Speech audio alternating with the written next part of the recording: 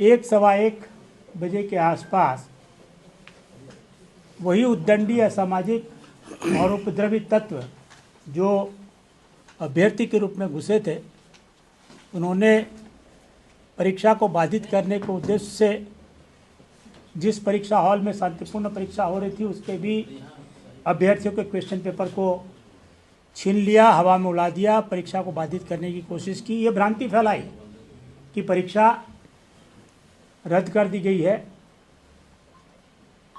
परीक्षा का प्रश्न पत्र आउट हो गया है, हमको लेट से पत्र मिला। इस तरह की उन्होंने भ्रांति फैला के और विद्यार्थी जो शांतिपूर्ण रूप से परीक्षा दे रहे थे उनको उत्तेजित करने की, उनको भी ये उपद्रव में शामिल होने की कोशिश की।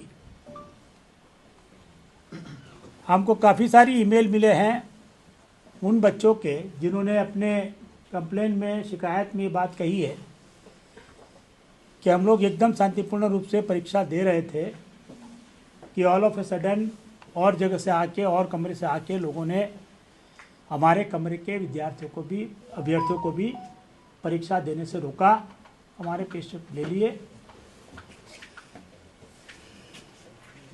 और परीक्षा नहीं देने दिया। हर रूम में 4 कैमरे लगे हुए हैं, तो उसके वीडियो रिकॉर्डिंग फुटेज वो परीक्षा केंद्र के जो केंद्राधीक्षक है और जो अथॉरिटी है उनके पास है, वो उनकी जांच कर रहे हैं। जिनके भी आइडेंटिफाई किया जाएगा उनके खिलाफ मैंने जो कहा उस तरह से पहचान करने के बाद कार्रवाई की जाएगी। उस संबंध में विस्तृत रिपोर्ट आएगा तो आयोग उसके आगे भी कार्रवाई करेगा। लेकिन ये बात सत्य है कि जो थोड़े समय के लिए भी उपद्रव हुआ, जो थोड़े लोगों ने भी किया, मान लीजिए 15 आदमी, 20 आदमी, 25-30 आदमी, ये भी थोड़ा आगे पीछे हो सकता है नंबर, उन्होंने भी किया है, लेकिन उसके चलते परीक्षा बाधित हुई है। परीक्षा के अंत तक 2 बजे के आसपास ये भी देखने में मिला कि कुछ वीडियो सामने आए हैं जिसमें लोग परीक्षा केंद्र के अंदर मोबाइल के साथ वीडियो रिकॉर्डिंग कर रहे हैं, जबकि पूरा परीक्षा परिसर इस तरह के उपकरणों के लिए वर्जित है, उनको ले जाना अलाउड नहीं है। ये कैसे लोग लेके घुस गए, एक जांच का विषय है और जो प्राथमिकी दर्ज हुई है उसके आरोप में जो जांच होगी उसमें पुलिस उस पर भी जरूर गौर करेगी, इस पर भी जांच, इन्वेस्टिगेशन करेगी। लेकिन उसके कारण जितने विद्यार्थी परीक्षा नहीं दे सके, जितने अभ्यर्थी परीक्षा नहीं दे सके, उनके प्रति भी आयोग की नैतिक जिम्मेवारी है कि कुछ तत्वों के कारण उनके बहकावे में ना आए, उनको अन्याय ना हो। तो आयोग ने केंद्राधीक्षक की रिपोर्ट, जिला प्रशासन की रिपोर्ट, आयोग के पदाधिकारियों ने केंद्र पर जाके जो जांच की, वो सभी फैक्टर को ध्यान में रखते हुए और इस बात को भी ध्यान में रखते हुए कि जो लोग ने अल्टीमेटली एग्ज़ाम दी है उसमें से भी उस सेंटर पर कुछ बच्चों ने कदाचार किया होगा, इसको ध्यान में रखते हुए बापू परिसर में जो एग्ज़ाम हुई थी उस पूरी परीक्षा को रद्द कर दिया है, रद्द करने का निर्णय लिया है। और आयोग बहुत शीघ्र मात्र उसी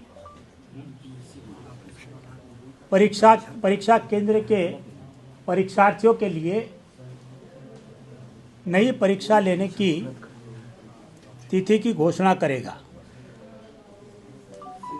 निश्चित रूप से ये निर्णय आयोग के लिए कठिन था, लेकिन 911 सेंटर के जो 4,75,000 या 80,000 अभ्यर्थियों ने शांतिपूर्ण रूप से परीक्षा दी थी, उनके हितों की आयोग अनदेखी नहीं कर सकता।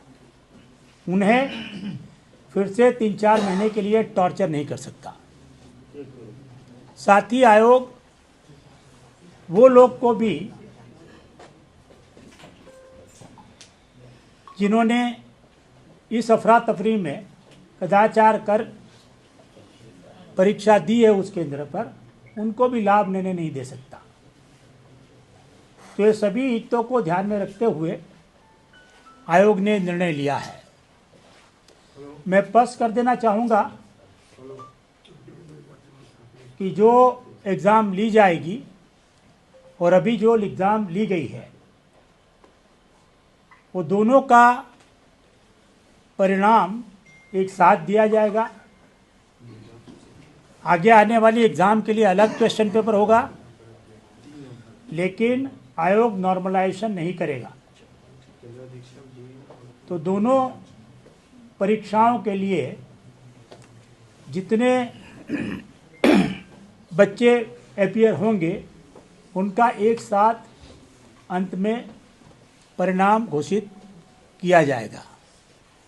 कृपया ऐसी कोई रूमर, भ्रांति या मिस इन्फॉर्मेशन फैलाने की कोशिश करता है तो उसको आप रोकें कि इसके कारण कोई नॉर्मलाइजेशन किया जाएगा।